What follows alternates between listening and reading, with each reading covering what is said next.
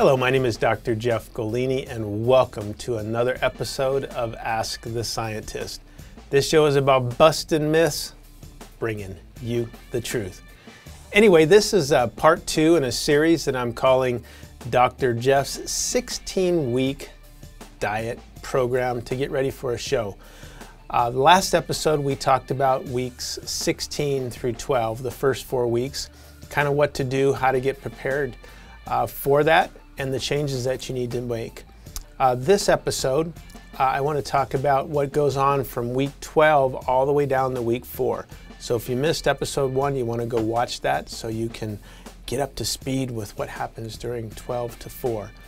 At 12 weeks, you're going to cut out all your dairy. So if you were using any dairy products in the first 4 weeks of that diet, that's fine, but you're now cutting them out. We already eliminated our fats.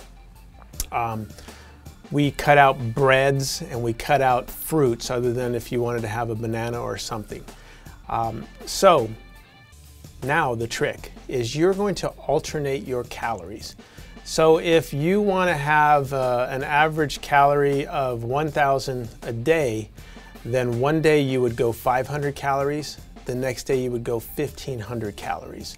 What happens is a lot of people get on a calorie diet where they're counting all their macros, but if you keep that calorie intake the same, your body starts to hold on. It doesn't like to metabolize fat, so you've got to kind of trick it a little bit.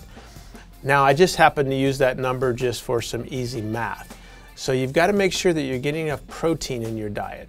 So during this time, it's crucial to have 1.5 grams to 2 grams of protein coming from lean sources, chicken.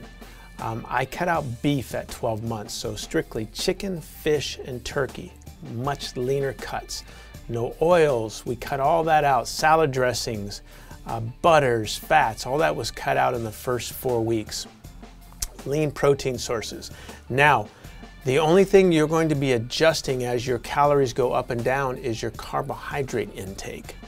By elevating carbohydrates one day, what you do is you kind of shock that body into doing something. It has to adjust or to metabolize. The next day it's a low day, high day, low day. Every day is alternating so that your average calorie intake is where you want to be at.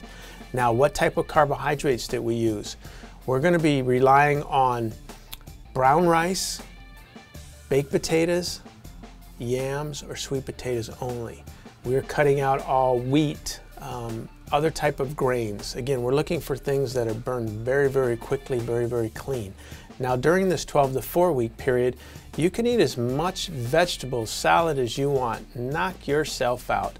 I don't even count those as part of calories. And the reason why is the majority of them are autodynamic, which means you burn more calories chewing and digesting than what is actually in those vegetables.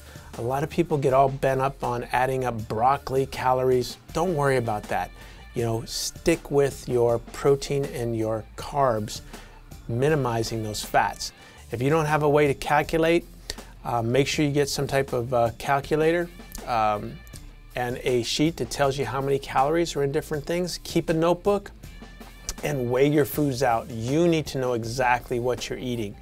If you want to be the best, you've got to document this stuff. So that's what you're going to do from week 12 all the way down to week 4. Again, you will have to figure out what your caloric intake is based on your body, and you'll have to find the best ratio of foods depending on your diet. I can give you some general guidelines, but again, this is where a little bit of R&D comes in to find out what works for you. Now, I'm a believer in cardio because you want to keep your calories up. It's easier to expend calories than to decrease calories because, again, we don't want to lose muscle. We don't want to be decreasing our protein intake. So now during 12 to 4 weeks, I'm going to recommend that you kick your cardio up to an hour, hour and a half, 5 to 6 days a week. Your off training days, you should do something different. Go for a long walk, a bike ride. Now again, cardio to me is not high impact. It's not, you know, sweating, getting on the stair climber. It's you and I on a treadmill, you and I walking, having a conversation. To me, that's cardio. Now, I know a lot of people these days don't believe in cardio, but again, It helped a lot of bodybuilders who had some of the best physiques of all time get ripped and maintain all their muscle. Anyhow, that's what's happening week 12 to 4. Stay tuned for the next episode, which will be episode 3, and I'm going to talk about what to do weeks 4 through 1. Take care.